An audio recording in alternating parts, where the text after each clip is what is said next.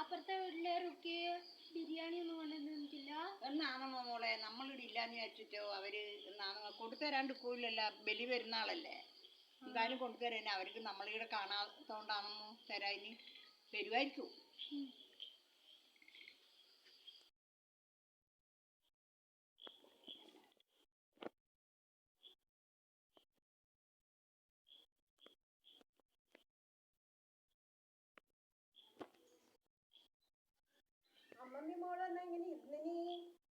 ബിരിയാണി കാത്തിരിക്കുന്നയാന്ന് നമ്മളിരുന്ന് പറയുന്നിപ്പോ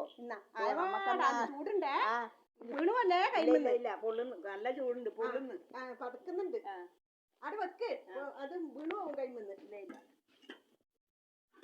ഇത് പറഞ്ഞോ അവർക്ക് കൊണ്ട് കൊടുക്കും നമുക്ക് പാടും അവർക്ക് കുറച്ചേ ഉള്ളൂ. അവർക്ക് കുറച്ചേ ബിരിയാണി ഉണ്ട് നമുക്കൊരു പാടുണ്ടല്ലേ നമുക്ക് അത് പോയിട്ട് തിന്നാ അത് പോയിട്ട് തിന്നാ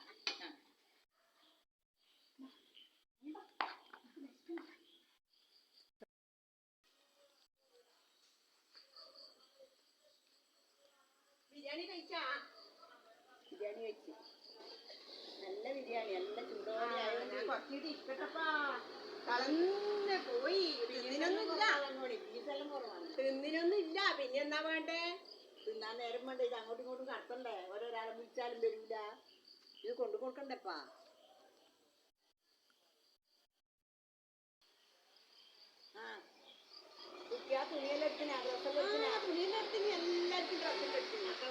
മക്കളെല്ലാരും വന്നിനി 2 മക്കളും അവരുടെ മക്കളും എല്ലാം അവര് വന്നിട്ട് അവര് ഉച്ചക്ക് ഭക്ഷണം കഴിച്ച് പോയി.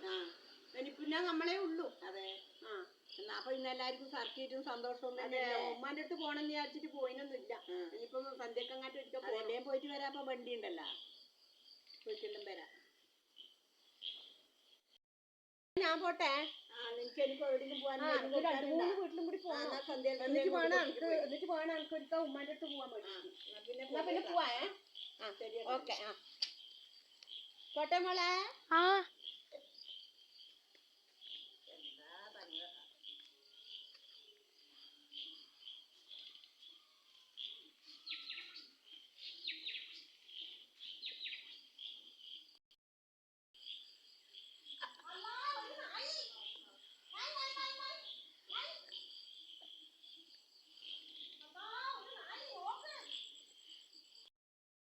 അതിന് അറിയല്ല കടിക്കൊന്നും ചെയ്യൂല.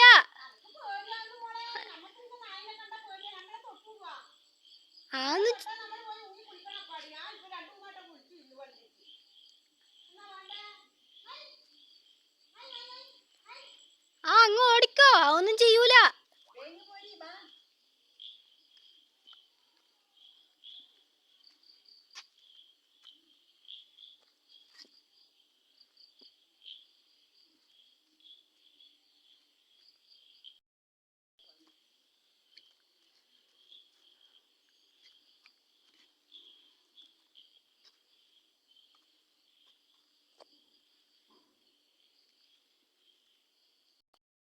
അമ്മമ്മ നമുക്ക് അകത്തേക്ക് പോവാ. വേഗം പോയിട്ട് എന്നിട്ട് വിളക്ക് കത്തിക്കാം.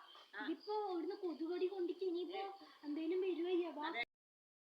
എനിക്ക് മോളെ നമുക്ക് അകത്തേക്ക് പോകാനാ ഭയങ്കര കൊതുകടി വെച്ചാല് ഡെങ്കിപ്പനിയും മറ്റേ അതും ഇതെല്ലാം വരും. കടിച്ച് പുണ്ണായി പോയി. എണീക്ക് നമുക്ക് അകത്തേക്ക് പോകാനാ. കൊതുകു കടിച്ചാൽ എന്താകും? കൊതുകു കടിച്ചാൽ മന്ദാകും. മന്തു പിടിച്ചാൽ എന്താകും? കയ്യും കാലും പന്താകും.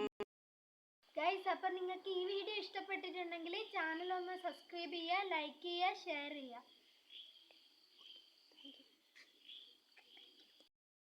Thank you.